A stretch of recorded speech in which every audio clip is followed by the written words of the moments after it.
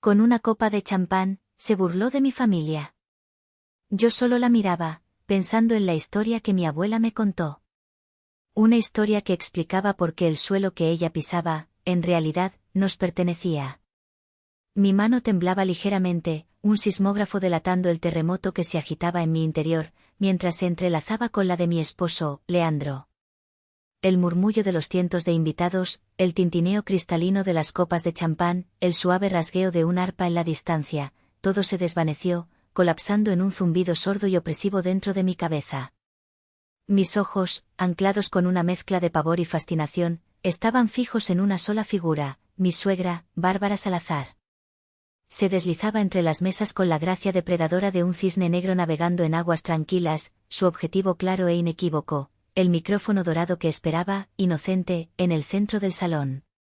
Su vestido de diseñador, un mar de seda color esmeralda que debió costar más que mi primer año de universidad, susurraba promesas de elegancia y poder. Pero su sonrisa era una línea delgada y fría, una herida recién cosida en su rostro perfectamente maquillado. Supe en ese instante, con la certeza helada que precede a las catástrofes inevitables, que aquello no era un brindis. Era una ejecución pública. Y yo, Amalia, la chica de Oaxaca con manos manchadas de harina y sueños tejidos con azúcar, era la condenada. Para entender cómo llegamos a este precipicio, a este punto de no retorno, deben viajar conmigo unos meses atrás. Deben sentir el aire denso y perfumado de la mansión Salazar el día en que crucé su umbral por primera vez. El aire dentro era diferente, olía a dinero viejo, a cera de abeja pulida y a flores cortadas cuya belleza era tan efímera como la amabilidad de sus dueños. Era un aroma tan pesado que parecía desplazar el oxígeno, obligándome a respirar más superficialmente. Yo, una repostera que había construido mi pequeño pero respetado imperio a base de chocolate criollo, paciencia y el legado de mis ancestros, me sentía como una planta silvestre, vibrante y llena de vida, trasplantada a la fuerza a un invernadero estéril donde todo crecimiento era artificial y controlado. Llevaba conmigo mi portafolio de cuero, mi armadura y mi carta de presentación. Dentro, las fotografías de mis creaciones, pasteles de boda que eran más que postres, eran esculturas comestibles, lienzos de azúcar que contaban historias de amor con filigranas inspiradas en el barro negro de San Bartolo Coyotepec y los vibrantes textiles de Teotitlán del Valle. Eran mi orgullo, la prueba tangible de mi valor. Leandro me había apretado la mano con fuerza, susurrando palabras de aliento que eran un bálsamo en mi ansiedad. Él veía mi arte, mi pasión, el alma que yo vertía en cada creación. Su madre, sin embargo, solo veía mi origen. Bárbara Salazar me recibió con una inclinación de cabeza casi imperceptible, un gesto que reservaría para el personal de servicio. Tomó mi portafolio con la punta de 2 dedos largos y enjollados, como si temiera contagiarse de mi provincianismo. Pasó las páginas con una velocidad insultante, sus ojos, del color del acero pulido, barriendo mi trabajo sin detenerse, sin registrarlo. Solo se detuvieron en mi obra maestra, una réplica del majestuoso árbol de la vida de Tule, esculpida en pastel de chocolate oaxaqueño y adornada con cientos de flores de azúcar hechas a mano. Muy folclórico, sentenció. La palabra flotó en el aire viciado de la sala, cargada de un desdén tan pesado que me golpeó físicamente en el estómago. Para la boda de mi único hijo, Leandro, necesitamos algo con más clase, querida. Algo memorable. Detrás de ella, su hija Valeria, la viva imagen de su madre pero sin el barniz de la sofisticación, dejó escapar una risita ahogada que disfrazó con una tos. Leandro intervino, su voz tensa por primera vez desde que habíamos llegado. Mamá, el trabajo de Amalia es reconocido internacionalmente. Ha ganado premios. Es arte. Bárbara le dedicó una sonrisa condescendiente, una que decía, pobre niño ingenuo. Claro, cariño. Un arte muy pintoresco. Perfecto para una galería local, quizás. En un intento desesperado por llenar el silencio incómodo, por encontrar un terreno común, mencioné algo que me pareció genuinamente interesante, un detalle que conectaba mis dos mundos. Es curioso, dije, esforzándome por sonar casual, mi tesis en la universidad fue precisamente sobre la historia de las disputas de tierras en las comunidades indígenas de Oaxaca. Siempre me ha fascinado cómo el pasado sigue vivo bajo nuestros pies, como las historias de la Tierra definen nuestro presente. Bárbara me miró con los ojos vacíos, una expresión de total incomprensión, como si le hubiera hablado en un dialecto zapoteco olvidado. ¿Tierras? ¡Qué hobby tan peculiar!, comentó con desinterés, antes de girarse hacia un decorador para discutir el tono exacto de beige para las servilletas.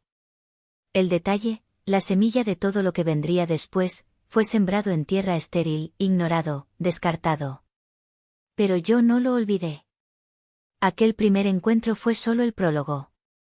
Bárbara era una artista del menosprecio, y yo me convertiría en el lienzo sobre el que practicaría sus más sutiles y crueles pinceladas. Cada interacción era una lección magistral de cómo hacer sentir a alguien pequeño, insignificante, un error de cálculo en un cuadro por lo demás perfecto. Pero subestimaron algo fundamental: las raíces que tanto despreciaban eran profundas y fuertes, nutridas por generaciones de resiliencia.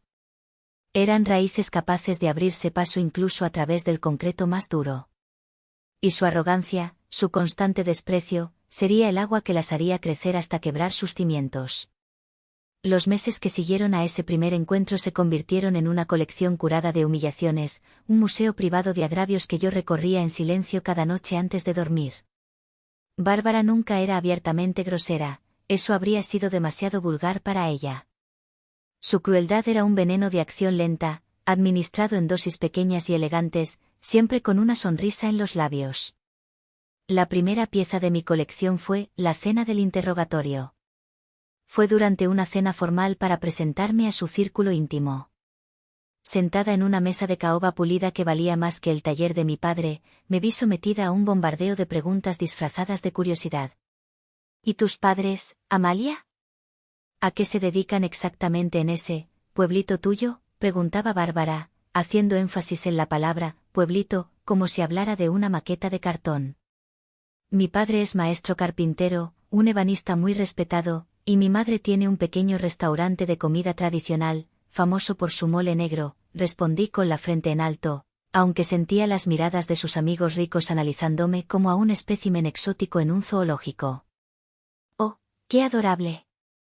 Gente trabajadora, de la tierra, concluyó Bárbara, con un tono que implicaba que el trabajo duro era algo pintoresco y digno de lástima, pero ciertamente no deseable en su familia.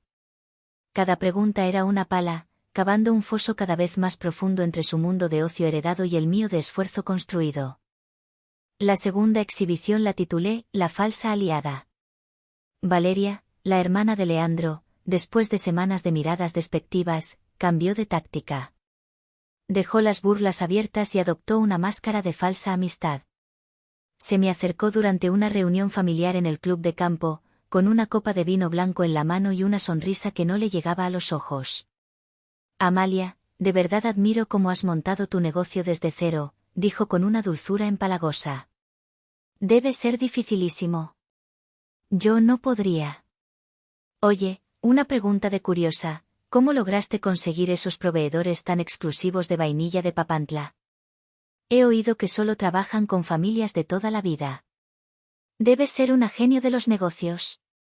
Mi corazón, tonto y anhelante de una conexión, de una brizna de aceptación en ese desierto de hostilidad, se abrió. Le conté, con una inocencia que ahora me quema el alma, sobre la pequeña granja familiar con la que mis abuelos habían hecho negocios, un secreto de la industria que era la base de mi sabor único y mi mayor orgullo. Le di los nombres, las historias, los detalles de nuestra relación de confianza. No sabía que le estaba entregando la daga a mi propio verdugo, y que ella se la pasaría gustosamente a su madre para que la afilara. La pieza central de mi museo, la que me robaba el sueño, fue el regalo envenenado.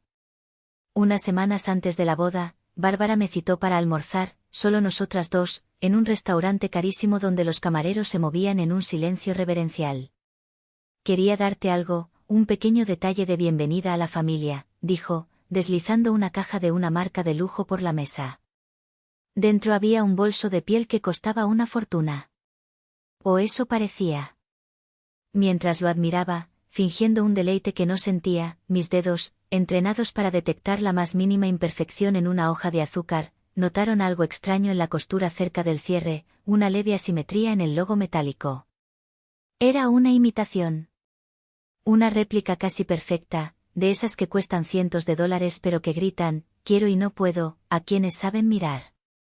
El mensaje era cristalino, brutalmente claro, no eres lo suficientemente buena, ni lo suficientemente lista, para merecer lo auténtico.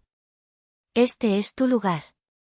Esa noche, Leandro vio el bolso y la tensión en mi rostro.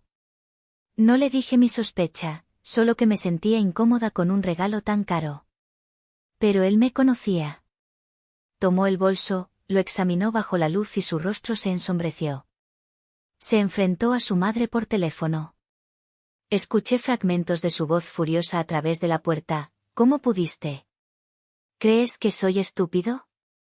¿Crees que ella es estúpida? Cuando colgó, vino a mí, frustrado y derrotado. Dice que no tenía ni idea, que se lo vendieron en una boutique exclusiva en un viaje a Italia. Que está devastada. Que solo quería ser amable, que porque siempre pienso mal de ella, que la estoy convirtiendo en un monstruo. La manipulación era su obra maestra. Bárbara no solo me atacaba a mí, sino que sembraba la duda en la mente de su propio hijo, haciéndome parecer a mí la paranoica, la desagradecida, la que creaba problemas. Cada uno de estos agravios era un ladrillo en el muro que construía entre Leandro y yo, un muro que yo, tontamente, intentaba derribar con paciencia y sonrisas. No entendía que para ella, yo no era una persona. Era un obstáculo. Y los obstáculos, en el mundo de Bárbara Salazar, no se sortean. Se eliminan. La calma que precede a la tormenta llegó una semana antes de la boda. Los preparativos finales estaban en marcha, una vorágine de flores, pruebas de menú y confirmaciones de invitados. Por un breve y peligroso instante, me permití creer que tal vez lo peor había pasado. Que Bárbara, enfrentada a la inminencia del matrimonio de su hijo, había decidido una tregua forzada. Qué ingenua, qué desesperadamente ingenua fui. Estaba en mi taller, mi santuario, rodeada del aroma dulce y reconfortante del chocolate tostado y la almendra molida. Estaba dando los toques finales a las delicadas flores de azúcar para mi propio pastel de bodas, cada pétalo una meditación, cuando sonó mi teléfono. Era un número desconocido de Veracruz, un prefijo que me era familiar y querido. Al contestar, la voz de un hombre, cargada de un pánico que atravesó la línea y me erizó la piel, me golpeó como una ráfaga de viento helado. Señorita Amalia, soy Enrique, de la finca de Vainilla. Tenemos un problema. Un problema muy, muy grande. Mi corazón dio un vuelco tan violento que me quedé sin aire. Enrique era el nieto del dueño de la finca, un hombre cuya familia había cultivado la mejor vainilla de Papantla por generaciones. Nuestra relación comercial era casi sagrada, basada en la confianza y en décadas de historia entre nuestras familias. Eran más que proveedores, eran custodios de un tesoro que yo transformaba en arte. ¿Qué pasa, Enrique? ¿Está todo bien? ¿Tu abuelo está bien? Mi abuelo está bien, gracias a Dios, pero nosotros no. Su voz temblaba, al borde del llanto. Recibimos un correo electrónico esta mañana, muy oficial, supuestamente de su nueva asistente personal, cancelando el pedido completo para su boda. El más grande que nos ha hecho. Citaba, recortes de presupuesto inesperados y reestructuración de gastos por parte de la familia Salazar. Lo siento tanto, Amalia, de verdad, pero ya hemos reasignado esa producción. Es una variedad muy especial, de curado lento, es imposible conseguir esa cantidad de vainas en una semana. Me quedé de pie, con el teléfono pegado a la oreja como si fuera un ancla, mientras el mundo a mi alrededor se disolvía en un zumbido blanco y ensordecedor. Mi asistente. Yo no tenía asistente. El correo mencionaba específicamente a la familia Salazar. La conversación con Valeria en el club de campo, su falsa curiosidad, sus preguntas específicas sobre mis proveedores, todo encajó con una claridad nauseabunda y violenta. No era un accidente. Era un sabotaje. Un misil de crucero, preciso y devastador, dirigido al corazón de mi arte, de mi identidad. Destruir mi pastel de bodas era una cosa. Pero intentar destruir mi reputación profesional, dañar mi relación con proveedores que eran como familia, eso era una declaración de guerra total. La rabia inicial, caliente y cegadora, dio paso a una frialdad calculadora que no sabía que poseía. Esto ya no era sobre ser aceptada. Era sobre sobrevivir. Colgué con Enrique, mi voz sorprendentemente firme, prometiéndole que lo arreglaría. Inmediatamente, llamé a un amigo de la universidad, David, un genio de la ciberseguridad que ahora trabajaba para una importante firma. Le reenvié el correo que Enrique me había mandado. Necesito que rastrees la dirección IP de origen de este email, David. Es una emergencia. Te debo la vida. Considera que ya me la debes, respondió, y supe que se lo tomaría en serio. Mientras esperaba, cada minuto se sentía como una hora. Miré mi reflejo en la ventana del taller. La mujer que me devolvía la mirada ya no era la joven esperanzada que buscaba la aprobación de su suegra. Era una mujer acorralada. Y una mujer acorralada, me di cuenta, es la criatura más peligrosa de todas. El teléfono vibró. Un mensaje de David. No eran solo números. Era una serie de números, un proveedor de servicios y una dirección física. La dirección IP no dejaba lugar a dudas, ni a la más mínima posibilidad de error. El correo había sido enviado desde un ordenador de sobremesa conectado a la red privada de las oficinas centrales de Salazar Corp, en el piso ejecutivo. La certeza me golpeó con la fuerza de un puñetazo en el plexo solar. Ya no era una sospecha, una paranoia. Tenía la prueba. La daga que Valeria me había pedido prestada con una sonrisa, su madre la había clavado directamente en mi espalda, girándola para causar el máximo daño. La guerra había sido declarada. Y yo, la pobrecita de Oaxaca, iba a presentar batalla. Con la prueba digital del sabotaje quemándome en la pantalla del móvil, una captura de pantalla que era a la vez mi condena y mi posible salvación, mi primer instinto no fue llamar a Leandro. ¿Qué le diría? Que su madre y su hermana, las dos mujeres más importantes de su vida, habían conspirado para arruinarme profesionalmente. Sería mi palabra, una captura de pantalla de un amigo, contra las negaciones expertas y las lágrimas de cocodrilo de ellas. Yo sabía perfectamente a quién le creería él, o al menos a quién querría creerle para mantener intacto su mundo. No, necesitaba algo más. Necesitaba un arma que no pudiera ser negada, una verdad tan pesada, tan antigua, que derrumbara el castillo de mentiras de los Salazar desde sus cimientos. Y solo había una persona en el mundo que podría tenerla. Marqué el número de mi abuela Elodia. Su voz, siempre un bálsamo para mis heridas, sonó al otro lado de la línea, cálida y familiar como el aroma del pan recién horneado. Amalita, hija. ¿Cómo estás? ¿Nerviosa por la boda? Tragué saliva, forzando mi voz a través del nudo en mi garganta. No llamaba para llorar. Llamaba para confirmar una sospecha que acababa de nacer, una idea loca y remota que se había formado en mi mente al ver el nombre completo de mi suegra en un documento legal de la boda, Bárbara de la Fuente de Salazar. Abuela, estoy bien. Pero necesito preguntarte algo. Algo importante sobre el pasado. Hice una pausa, reuniendo el valor. Abuela, ¿hay alguna historia entre nuestra familia y una familia de la Ciudad de México apellidada Salazar? El apellido de soltera de la madre de Leandro es de la Fuente. El silencio que siguió fue tan profundo y vasto que pensé que se había cortado la llamada. Pude oír su respiración lenta y contenida, un patrón que conocía desde niña y que significaba que estaba pensando profundamente. Cuando finalmente habló, su voz había perdido toda su calidez. Era el sonido del acero viejo, duro y afilado. Amalia, ¿por qué preguntas eso? Le conté todo. El desprecio sutil, las humillaciones elegantes, el bolso falso, y finalmente, el sabotaje del pedido de vainilla. Le conté cómo la IP venía de las oficinas de Salazar Corp. Mientras hablaba, sentía como una vieja herida, una que yo no sabía que existía, se abría en el corazón de nuestra familia, sangrando a través de las generaciones. Cuando terminé, mi abuela suspiró, un sonido que pareció arrastrar el peso de 70 años de silencio. Y entonces, empezó a hablar. Me contó una historia que nunca antes había escuchado, una tragedia familiar guardada bajo llave. La historia de mis bisabuelos, Elara y Mateo, de cómo habían trabajado toda su vida, desde el amanecer hasta el anochecer, para comprar un pedazo de tierra fértil a las afueras de la ciudad de Oaxaca. No era grande, pero era suya. Era la promesa de un futuro para sus hijos, una tierra donde las cosechas siempre eran abundantes y el agua nunca faltaba. Me habló de una familia rica y ambiciosa de la capital, los Salazar, que llegaron a Oaxaca con planes de expansión y codiciaron esa tierra por su ubicación estratégica y su fertilidad. Y me habló del hombre que los ayudó, un abogado joven, astuto y corrupto, sin escrúpulos, recién llegado de la capital, apellidado de la Fuente. Me contó con detalles dolorosos cómo engañaron a mis bisabuelos.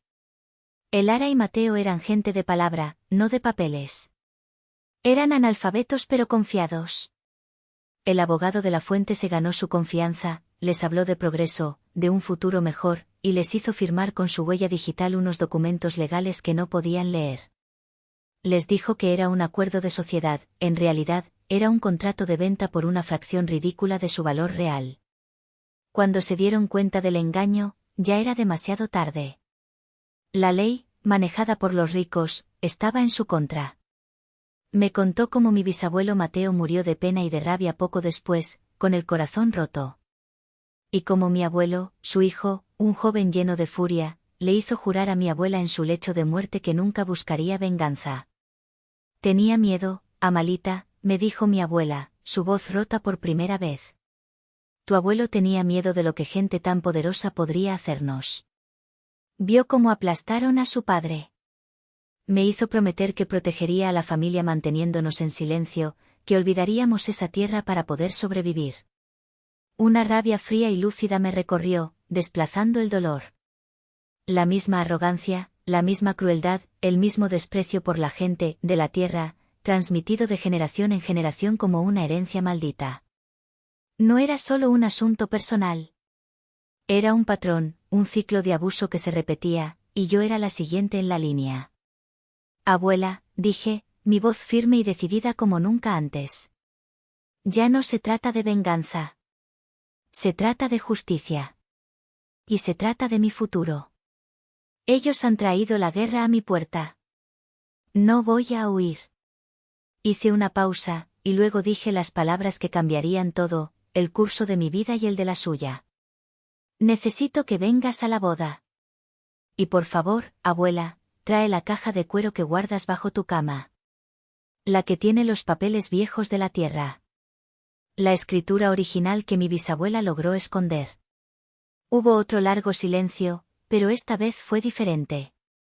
No era un silencio de dolor, sino de deliberación.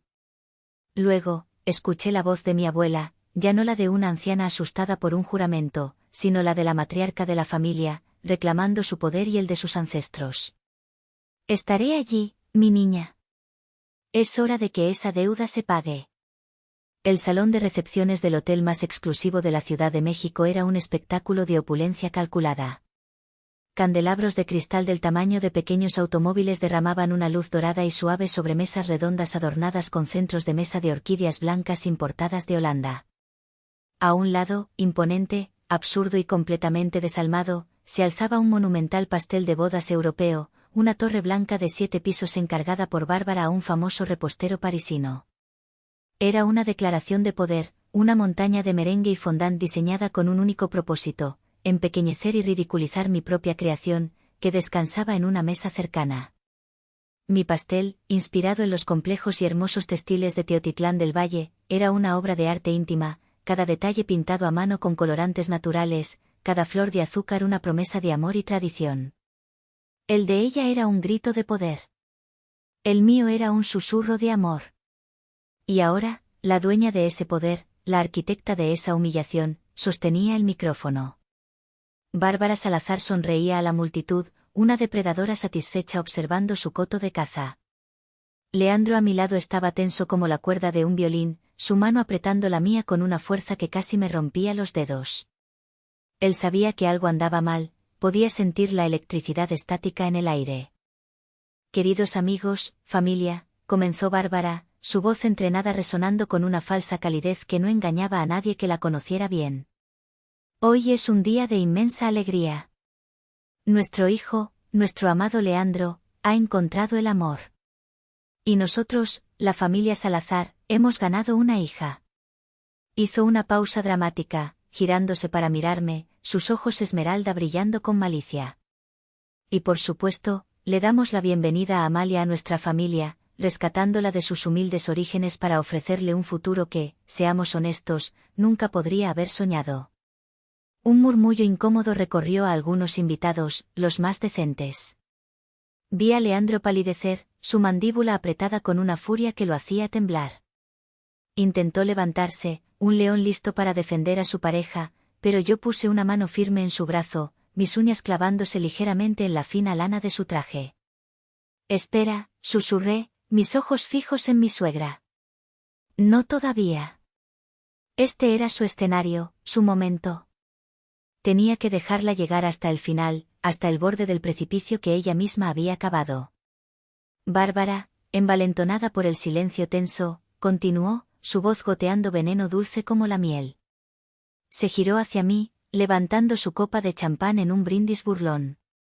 Porque, queridos, como bien dice el refrán, y Amalia es la prueba viviente de ello, aunque la mona se vista de seda, mona se queda. Se detuvo, saboreando el impacto de la frase, dejando que la crueldad de la expresión popular se asentara en la mente de todos. Luego, añadió el golpe de gracia, mirándome directamente a los ojos, su voz un susurro que todos pudieron oír. La tierra de donde vienes, querida, nunca se te quita del todo. El insulto fue tan directo, tan brutalmente clasista, que el silencio en el salón se hizo pesado, espeso, casi sólido. La humillación fue total, un foco de luz cruda sobre mí. Sentí las lágrimas picar en mis ojos, calientes y traicioneras, pero me negué a derramarlas. No le daría esa satisfacción. En lugar de eso, hice algo que la descolocó por completo. Levanté mi propia copa, sostuve su mirada de víbora y asentí lentamente, una sonrisa casi imperceptible, enigmática, dibujándose en mis labios. Ella frunció el ceño, confundida por mi reacción, por mi falta de lágrimas. No entendía que no me estaba insultando. Me estaba dando la entrada perfecta. Porque tenía toda la razón. La tierra de donde vengo nunca se me ha quitado. Y esa misma tierra estaba a punto de tragársela entera. Justo cuando Leandro, incapaz de contenerse más, se ponía de pie con el rostro rojo de ira, listo para arrebatarle el micrófono a su madre, una figura pequeña y digna se movió en una de las mesas del frente. Era mi abuela Elodia. Se levantó con una calma serena que desmentía la tormenta que estaba a punto de desatar. No dijo nada. Simplemente caminó hacia el pequeño escenario, su huipil tradicional, tejido por ella misma con los colores de la tierra y el cielo de Oaxaca, un estallido de color y verdad en medio de la palidez monocromática del lujo de los Salazar. Bárbara la miró con una mezcla de sorpresa e irritación, como si una empleada de servicio hubiera decidido interrumpir su fiesta para pedir un aumento. ¿Se le ofrece algo, señora?, preguntó, su tono cargado con el condescendiente veneno que tan bien manejaba. Mi abuela llegó al escenario y, sin pedir permiso, tomó el otro micrófono. No se dirigió a Bárbara. Se giró hacia la audiencia, hacia las caras curiosas y expectantes. Su voz, aunque suave, no temblaba. Estaba imbuida de la autoridad que dan los años y la verdad. Llenó cada rincón del salón. Qué hermosas palabras, consuegra, comenzó, y la ironía era tan fina y cortante como el filo de un cuchillo de obsidiana. Hablando de la tierra, me ha hecho recordar una historia de mi pueblo. Una historia, precisamente, sobre la tierra. Un silencio expectante, denso y eléctrico, se apoderó de la sala. Mi abuela se giró lentamente para mirar a Ricardo Salazar, el padre de Leandro, que hasta ese momento había sido una figura silenciosa y gris en el fondo. La historia de una familia trabajadora que poseía un pedazo de paraíso en Oaxaca. Y la historia de otra familia, de la capital, que llegó con sonrisas y papeles, y se lo arrebató con mentiras. Ricardo Salazar se puso rígido en su asiento, como si le hubieran aplicado una descarga eléctrica. El color desapareció de su rostro, dejándolo con la palidez cerosa de un enfermo. Bárbara la miraba con la boca abierta, una confusión genuina en sus ojos. Aún no entendía. Mi abuelo, el bisabuelo de Amalia, no sabía leer ni escribir, continuó mi abuela, su voz firme como una roca, cada palabra una piedra lanzada con precisión. Pero confiaba en la gente. Confiaba en un joven y ambicioso abogado apellidado de la Fuente, y confiaba ciegamente en la familia para la que trabajaba ese abogado, la familia Salazar. El nombre resonó en el salón como un disparo. Bárbara dio un paso atrás, un jadeo escapando de sus labios. Finalmente, la conexión se hizo en su cerebro. Elodia abrió el viejo bolso de cuero que había traído consigo, un objeto que parecía fuera de lugar entre los bolsos de diseñador, pero que contenía un tesoro infinitamente más valioso. Sacó un fajo de papeles amarillentos, atados con un cordón deshilachado por el tiempo. Los sostuvo en alto, como un sacerdote mostrando una reliquia sagrada. Estos no son solo papeles viejos. Son la prueba de un robo. Son la escritura original de la tierra, a nombre de Mateo Cruz.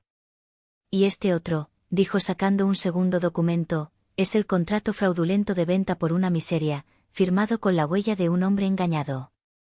Luego, mi abuela hizo algo que nadie esperaba, un movimiento de genialidad estratégica. Miró directamente a un invitado sentado en la primera fila, un hombre distinguido de cabello plateado. Doctor Solís, usted es un hombre de historia. Un hombre de verdad. Su reputación lo precede. ¿Reconoce esta historia? El doctor Mateo Solís, un eminente historiador especializado en la reforma agraria y, para mí horrorosa y retorcida delicia, un viejo amigo de la Universidad de Ricardo, se puso de pie, pálido como un fantasma. Se acercó al escenario, su rostro una mezcla de fascinación académica y horror personal. Ricardo, susurró, su voz apenas audible, ¿es posible? Siempre pensé que la historia del Rancho del Sol Poniente era una leyenda local, un rumor de un despojo nunca probado. Mi abuela le entregó los papeles. El historiador los examinó con manos temblorosas, sus ojos expertos recorriendo la tinta desvaída, los sellos oficiales, las firmas. Después de un minuto que pareció una eternidad, levantó la vista. Su rostro ya no era de duda, sino de asombro y profundo disgusto. Miró a su amigo, Ricardo Salazar. Estos documentos son auténticos. La caligrafía, los sellos del registro de la época. Dios mío, Ricardo, son auténticos. El murmullo en la sala se convirtió en un estruendo de incredulidad y escándalo. La deuda, después de más de medio siglo de silencio y dolor, acababa de ser presentada para su cobro. Y los intereses, me di cuenta con una satisfacción helada y feroz, iban a ser astronómicos. El universo social de Bárbara Salazar no explotó. Se implosionó, colapsando sobre sí mismo como una estrella moribunda. En el instante en que el doctor Solís, una autoridad incuestionable en su círculo, pronunció la palabra auténticos, el rostro perfectamente compuesto de mi suegra se desmoronó. El color, la arrogancia, la compostura, todo se drenó de ella, dejándola como una estatua de cera derritiéndose bajo un calor insoportable. Se quedó allí, con el micrófono todavía en la mano, la boca abierta en un grito silencioso, sus ojos saltando de su esposo a mí, y luego a la multitud que ahora la miraba no con envidia, sino con desprecio. Ricardo Salazar, por su parte, se desplomó en su silla como si le hubieran cortado los hilos de la marioneta. Su silencio era más elocuente que cualquier confesión, el silencio de un hombre que ha sido alcanzado por el fantasma de su propio pasado. Valeria, la princesa mimada, miraba de su padre a su madre, su rostro una caricatura de confusión y pánico, incapaz de procesar que el cuento de hadas de su vida, su estatus, sus lujos, estaba construido sobre cimientos podridos de engaño y robo. Leandro se soltó de mi agarre y caminó lentamente hacia la mesa de sus padres. No gritó.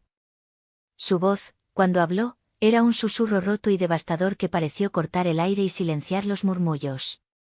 Se inclinó sobre su padre. ¿Es verdad, papá? ¿Toda nuestra vida, nuestro nombre, es una mentira? Ricardo no pudo levantar la vista. Solo asintió, una vez, un movimiento casi imperceptible de su cabeza que selló su condena y rompió el corazón de su hijo. El imperio social de los Salazar, construido con tanto esmero sobre pilares de desdén y dinero robado, se convirtió en cenizas en menos de 5 minutos. Los invitados, la élite que una vez los aduló y temió, ahora los miraban con una mezcla de lástima morbosa y desprecio. Eran el escándalo del año, la comidilla que alimentaría sus cenas y cócteles durante meses. En medio del caos, Bárbara finalmente encontró su voz. Se giró hacia mí, sus ojos inyectados de un odio puro y desnudo, el odio de una reina destronada. Tú, Siseo, la palabra cargada de veneno. Tú hiciste esto. Pequeña víbora rastrera. Antes de que pudiera decir una palabra más, me acerqué a ella y, con una calma que me sorprendió a mí misma, le quité suavemente el micrófono de su mano temblorosa. El poder, de forma definitiva e irrevocable, había cambiado de manos. Sostuve el micrófono, sintiendo su peso frío y sólido en mi mano. Era un cetro, y en ese momento, yo era la reina. El silencio volvió a caer sobre el salón, un silencio denso, expectante. Todos me miraban a mí. A la pobrecita de Oaxaca, a la mona vestida de seda. La fiesta no ha terminado, anuncié, mi voz clara y firme, resonando con una autoridad que nunca antes había tenido. De hecho, creo que acaba de empezar. Me giré hacia los camareros, que se habían quedado paralizados como estatuas de sal. Por favor, continúen sirviendo el champán. Tenemos mucho que celebrar. Luego, caminé con paso deliberado hacia mis 2 pasteles. El monumento blanco y estéril de Bárbara, y mi colorida obra de arte oaxaqueña. Tomé el cuchillo ceremonial de plata.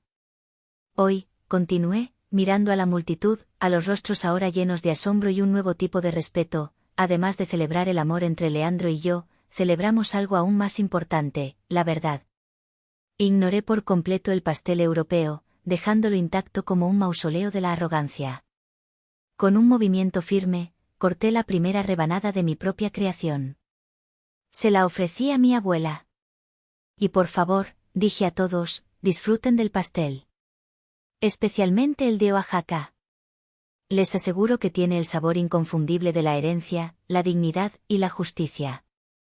El aplauso que estalló fue atronador, una catarsis colectiva. No era solo por mí. Era por cada vez que habían sido menospreciados, por cada injusticia que habían presenciado en silencio. Semanas después, el eco de esa noche todavía resonaba. Los Salazar se convirtieron en parias sociales, su nombre una mancha. Pero la historia no terminó en la humillación. Terminó en la restitución. Leandro, con el corazón roto por la traición de su familia pero con una nueva y férrea determinación, se puso de mi lado sin dudarlo un segundo. Juntos, con mi total apoyo y la guía de abogados honestos, iniciamos un proceso para restituir lo que era justo. No se trataba solo de dinero. Se trataba de honor. Usando los recursos de la familia Salazar, creamos una fundación con el nombre de mis bisabuelos, Elara y Mateo Cruz. Una fundación dedicada a apoyar a artesanos y pequeños agricultores en Oaxaca, proporcionando microcréditos, becas y acceso a mercados justos. El legado que una vez fue robado para enriquecer a una sola familia, ahora florecería para ayudar a cientos. Visitamos Oaxaca juntos, no como turistas, sino como peregrinos. Caminamos por la tierra que una vez fue nuestra, y Leandro lloró, pidiendo perdón a los espíritus de mis ancestros. Mis suegros, despojados de su arrogancia y de su estatus, nos han buscado. Han pedido perdón, con lágrimas en los ojos, jurando que quieren cambiar.